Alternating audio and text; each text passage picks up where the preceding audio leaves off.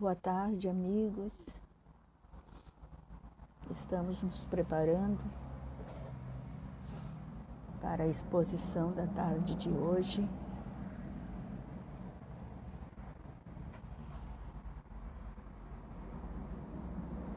Sejam bem-vindos, Kátia, Maria. Obrigada, amigos. Vamos então dar início.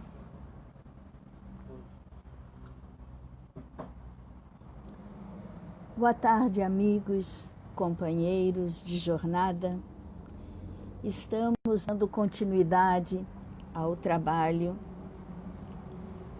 do Evangelho segundo o Espiritismo que a nossa casa tem feito em sequência. Então, hoje, nós vamos trabalhar o capítulo 3. Antes, vamos fazer a nossa prece. Senhor da vida, diante de tantas oportunidades, Senhor, que temos recebido, do carinho dos bons espíritos, dos ensinamentos do Evangelho, rogamos-te, mais uma vez, a assistência para a exposição e entendimento, Senhor, de mais essa parcela de luz que vamos trabalhar na tarde de hoje. Abençoa-nos, Senhor, a todos, que assim seja.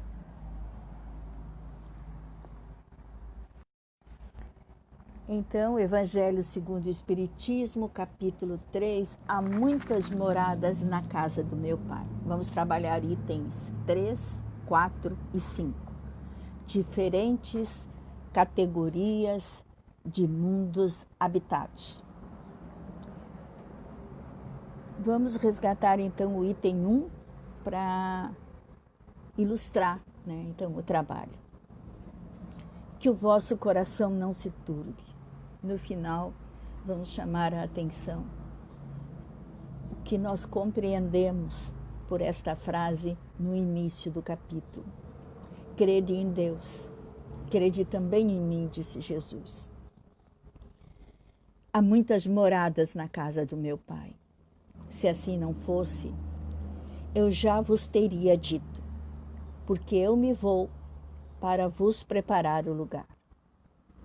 E depois que eu tenha ido e que vos tenha preparado o lugar, eu voltarei e vos retomarei para mim, a fim de que lá onde eu estiver, aí estejais também. João, capítulos 14, versículos 1, 2 e 3. Os Espíritos nos ensinam que os diversos mundos estão em condições muito diferentes uns dos outros. São os seus habitantes que determinam o grau de adiantamento e de inferioridade em que se encontram. Costumamos dizer que a Terra é uma escola.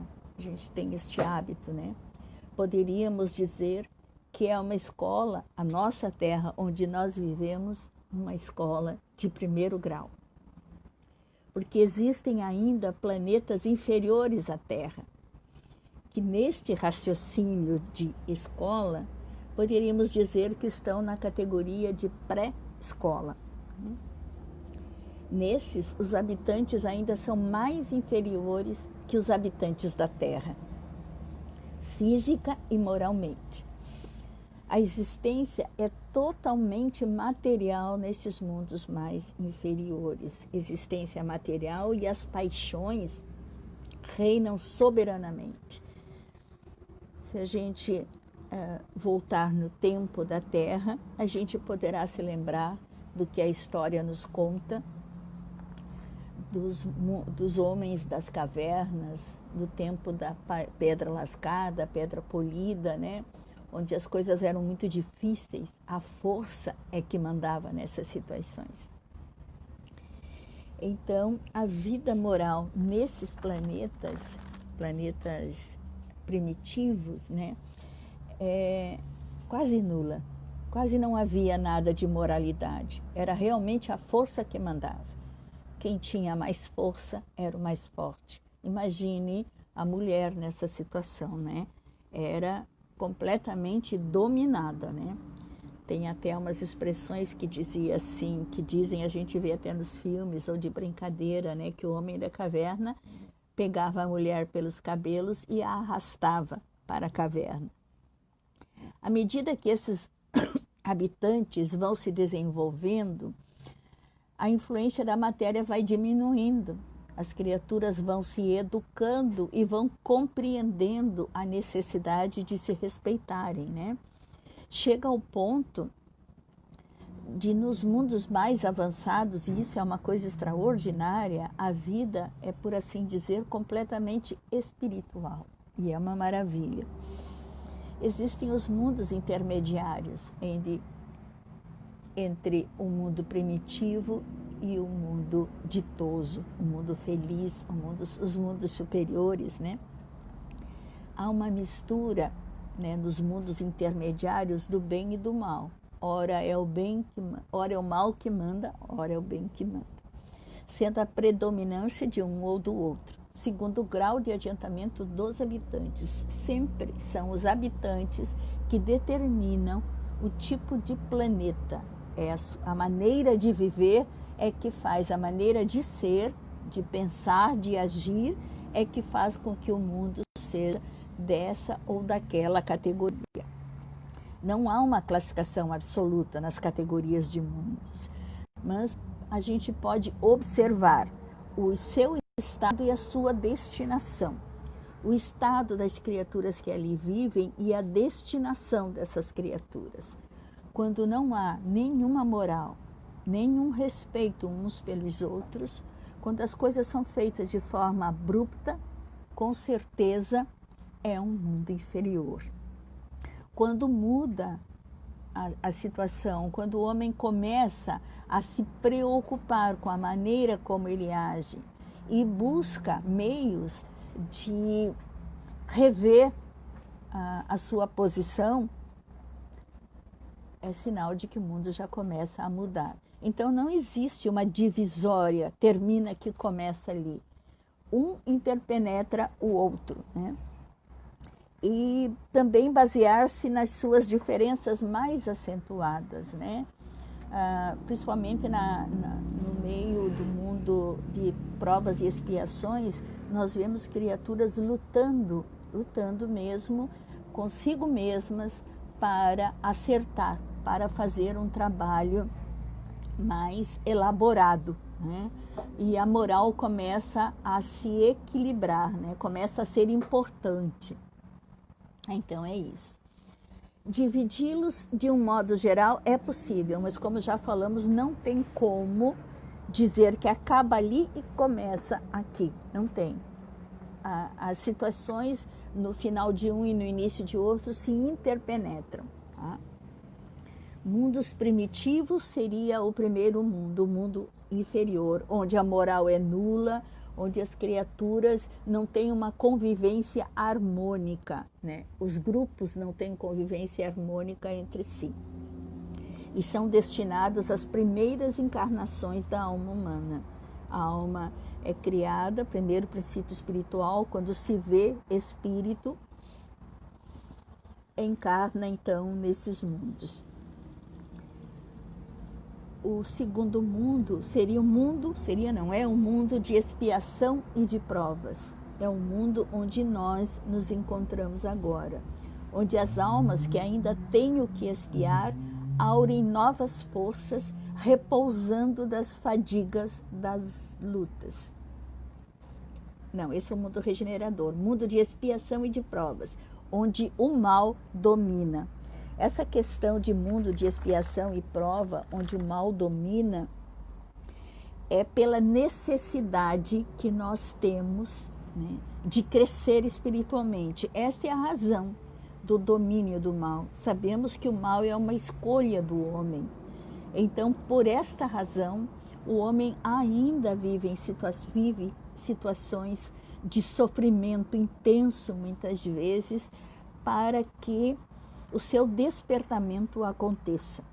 Esse é um mundo de expiação e de provas, onde as expiações, o plantio é feito, a colheita é dolorida. Então, essa expiação, que é muitas vezes a colheita, né, das situações criadas, e as provas para testar, para avaliar a sua condição, acontece nos mundos de expiação e de provas. Mundo esse que nós conhecemos bem porque vivemos nele. E aí o terceiro, os mundos regeneradores. Esses mundos regeneradores é um descanso para o espírito, né? Onde as almas que ainda têm o que expiar aurem novas forças, repousando das fadigas da luta. Acontece que depois de um mundo de expiação e provas, de sofrimento, de dores profundas e extremas, para que o espírito domine suas más tendências, acontece então este período de descanso. Isso é muito bonito, saber que a misericórdia divina nos alcança de todas as maneiras. E aí depois vem os mundos felizes, onde o bem se sobrepõe ao mal. E aqui tem uma situação bem engraçada. Assim, eu falo engraçada porque é uma discussão de sala de aula, de estudos espíritas. E depois de muito tempo eu fui me dar por conta disso. A gente fala que os mundos primitivos, quase que o mal está lá trabalhando, né? Porque as criaturas são completamente ainda ignorantes, né? Então, estão sobre o determinismo divino, né? E sofrem, né? Por não compreenderem direito as coisas. Aí vem um mundo de expiação e prova, onde eles começam a ter noção do bem e do mal e fazem as suas escolhas porque já saíram daquela condição de primitivo, né? Então eles fazem as suas escolhas, mas por essas escolhas serem equivocadas, porque se procura o bem-estar próprio e não o do próximo, o mal domina, E a gente passava por mundos regeneradores dizendo que ali bem e mal estavam na mesma proporção. Só que no texto do livro do Evangelho e também no livro dos Espíritos nos explicam que a alma ainda tem que expiar, a alma ainda tem que viver situações difíceis, mas repousa das fadigas da luta e não fala. Nem o bem predomina e nem o mal. Quer dizer, então, que nos mundos felizes, o bem se sobrepõe ao mal. Então, no mundo regenerado, os mundos regeneradores, o bem não se sobrepõe ao mal. Eles ficam, ora um, ora o outro. Ainda, o bem não se sobrepõe ao mal. O bem só se sobrepõe ao mal nos mundos felizes. Depois vem os mundos celestes ou divinos, que são a morada dos espíritos depurados, onde o bem reina inteiramente. Nós, na Terra, pertencemos à categoria dos mundos de expiação e de provas. E esta é a razão do homem ser aqui alvo de tantas misérias, né, nessa terra. Nós sabemos que os caminhos que nós escolhemos são tortuosos. Poderíamos fazer boas escolhas e ter caminhos retos, mas infelizmente precisamos experienciar a dor para descobrir os caminhos de luz. Os espíritos fazem a sua jornada evolutiva passando por esses mundos, progredindo até atingirem a perfeição. Nenhum espírito fica ligado indefinidamente a um mundo, porque existe a lei de progresso. Nós somos impulsionados ao progresso. Quando atinge um grau máximo em determinado mundo, o grau máximo que comporta, né, a esse mundo, passam para outro mais adiantado, sucessivamente até atingir o estado de espírito puro. Em cada estágio encontram elementos que os impulsionam ao adiantamento, né? A gente sabe que a dor é um dos elementos que nos impulsiona ao adiantamento. acabamos com o sofrimento descobrindo em nós mesmos caminhos para retomar a nossa história. Imaginemos a alegria que é para o espírito passar de um mundo para outro, desencarnar e daí ser chamado para uma conversa, né? E dizer: olha, minha filha, agora você vai reencarnar num mundo de regeneração. Nós estamos esperando a transformação do nosso mundo. Nós estamos sonhando com uma nova história e precisamos trabalhar muito ainda nesse para poder alcançar a chamada, né, especial de que podemos, né, fazer essa nova jornada num mundo de descanso, de regeneração. Mas também é uma tristeza quando nós nos vemos sujeitos a nos demorar mais ainda num mundo infeliz, num mundo de expiação e provas. E pior ainda, quando nós somos convocados a reencarnar, convocados pela força do nosso comportamento, num mundo inferior ainda ao da Terra. Não é dar para trás, que o espírito não retrograda. Acontece que o conhecimento que nós adquirimos está gravado em nós, faz parte de nós. Mas se negamos este conhecimento, se continuamos a trabalhar de forma equivocada, aí somos chamados a um sofrimento maior, para que o nosso espírito finalmente desperte para a necessidade de ir adiante. E é nesse momento que vamos para reencarnar no mundo inferior.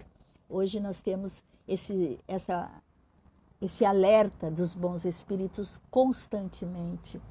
Esses amigos que encarnaram para nos auxiliar e que fazem exposições doutrinárias excelentes, nos mostrando a necessidade urgente de abrirmos os olhos e não perdermos as oportunidades que nos são oferecidas, oportunidades essas, dá para se dizer únicas, já que o nosso planeta está em transição, né? E se quisermos continuar reencarnando aqui para desfrutar deste novo mundo, nós precisamos agir hoje, né? Com segurança, com disposição de trabalho, com coragem, principalmente coragem, revisando diariamente as nossas ações, os nossos pensamentos, desenvolver a capacidade de pesquisar dentro de si mesmo as necessidades, buscando o autoconhecimento, fazendo esse trabalho tão necessário nos dias de hoje. Enfim, temos tempo durante essa existência de refletir nessas coisas. Nós temos tempo, principalmente nos dias de hoje, com a necessidade do isolamento. Nós precisamos nos conhecer melhor. E interessante que está surgindo nas redes sociais uma quantidade de psicólogos, até psiquiatras, médicos, orientadores terapêuticos, oferecendo inúmeras, diversas linhas de trabalho, linhas de raciocínio, para que aconteça em nós essa transformação de dentro para fora, esse autoconhecimento, esta força extraordinária que o ser humano tem de transmutação, porque depende de nós mesmos, do que trazemos dentro da nossa cabeça, no nosso cérebro, né? Dentro do nosso coração. Então é fundamental. Jesus disse, certo dia, na frente do templo, conversando com o sacerdote, que o reino de Deus é obra divina no coração do homem. É uma das coisas mais lindas ditas por Jesus. O reino de Deus é obra divina no coração do homem. Como está o nosso coração? O que nós carregamos no peito, esse solo sagrado, que possa estar retardando a obra divina. Nos lembramos do início, onde nós lemos o item 1 do capítulo, né? Onde diz que o vosso coração não se turbe. Essas palavras foram ditas por Jesus lá no cenáculo, aos seus discípulos. Naquela última noite, naquela ceia, onde seriam passados os últimos ensinamentos de Jesus ali na terra, né? Ainda na carne. Então Jesus diz com o coração e os olhos úmidos, como conta Caibar Schustel, de tristeza, que o vosso coração não se turbe. Crede em Deus, disse ele, crede também em mim. E em seguida ele diz, há muitas moradas na casa de meu Pai. Interessante que ele coloca essa frase logo em seguida da crença em Deus e a rogativa de não se turbe o vosso coração. Porque o reino de Deus é a obra divina dentro do nosso coração. É obra divina dentro do nosso coração.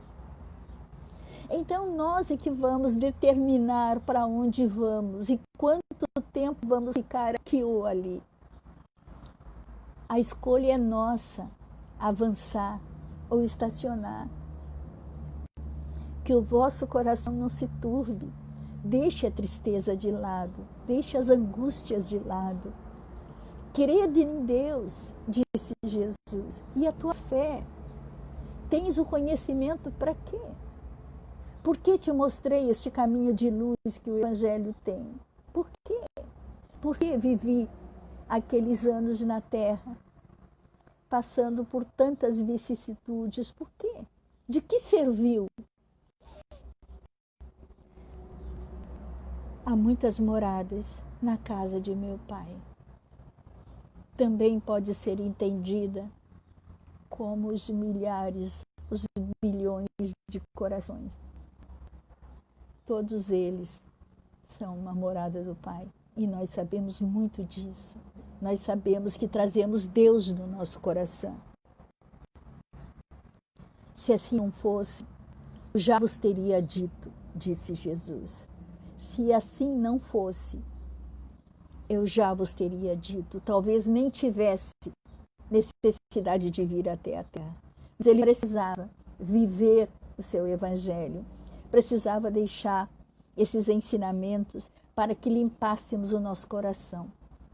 Brilhe a vossa luz. É dentro do nosso coração que a luz precisa brilhar. Justamente porque é obra divina no coração do homem o reino de Deus. Porque eu vou para vos preparar lugar, disse ele. E o que era esse eu vou para vos preparar o lugar? Era cuidar dos dias que se seguiriam de cada um de nós, nos auxiliando através dos exercícios contínuos, onde a dor muitas vezes se fez presente e necessária, para que percebêssemos a necessidade deste coração, honrar a presença do Pai. Diz ele, porque eu vou para vos preparar o lugar, e depois que eu tenha ido e que vos tenha preparado o lugar, depois que ele tenha preparado o lugar, nos cuidando, há 2000 anos atrás ele falou isso, em cada encarnação, nos aconselhando, trabalhando o nosso eu, nos fazendo buscar, através do trabalho de nós mesmos, os ensinamentos registrados por ele na terra, nos ensinando como ensina crianças.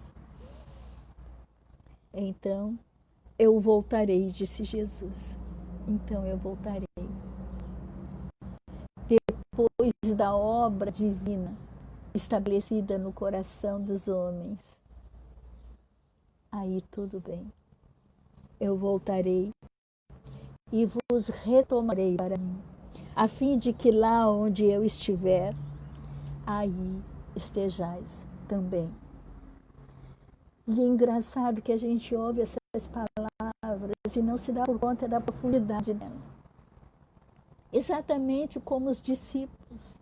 Enquanto Jesus explicava e conversava, muitos deles estavam preocupados naquele momento com a grandeza do reino da terra que eles poderiam conquistar estando com Jesus. Hoje também, muitas vezes, desejamos coisas que não têm nada a ver com as promessas do Cristo. E rogamos a Ele que nos ajude, que nos alcance coisas que dependem única e exclusivamente do nosso esforço pessoal, do nosso esforço mental. É claro que é bom ter ao nosso lado o Mestre Jesus. Rogamos a Deus para passar num concurso, sabendo que se não tivermos estudado profundamente, Ele não poderá nos auxiliar. Depende de cada um de nós.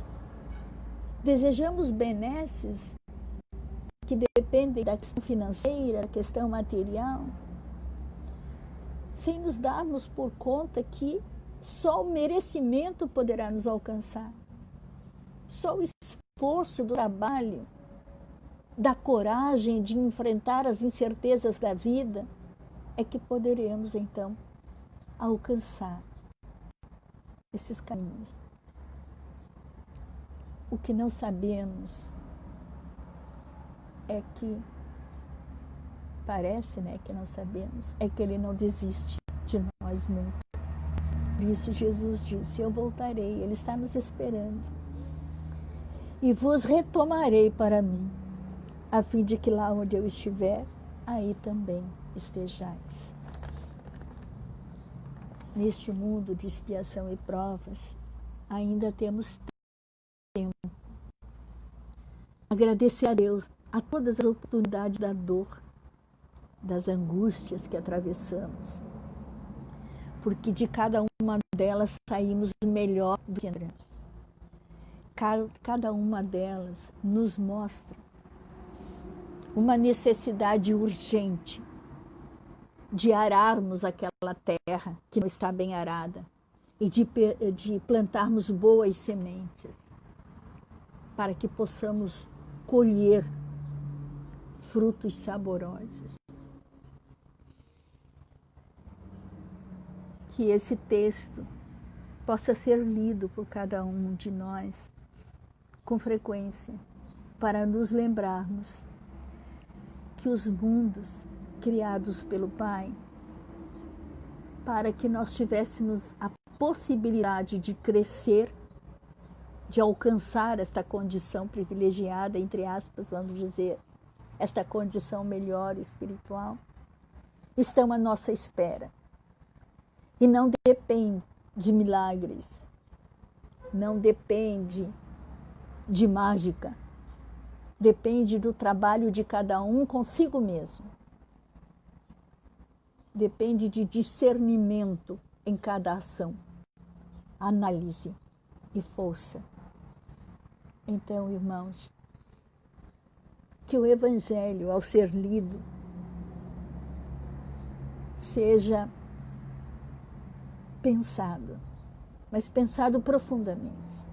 Vejo muitas vezes as pessoas dizerem que já faz 2 anos que estamos estudando o Evangelho, nunca saímos, nunca acabamos o livro. Não importa acabar.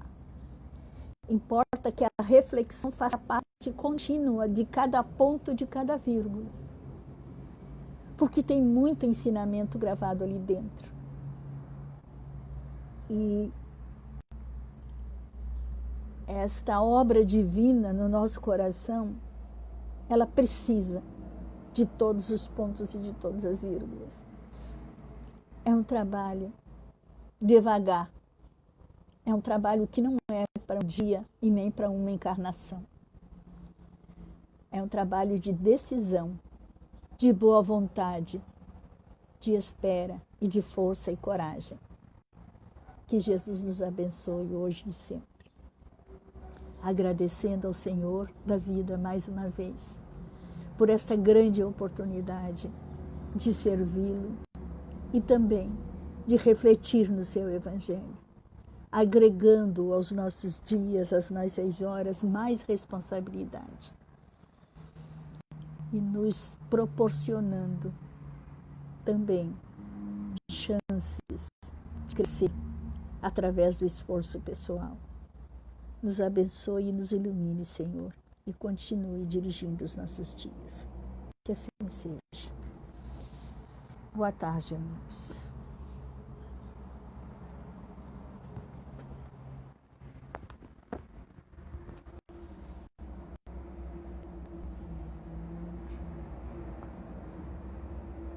Aí agora tem que ir embaixo.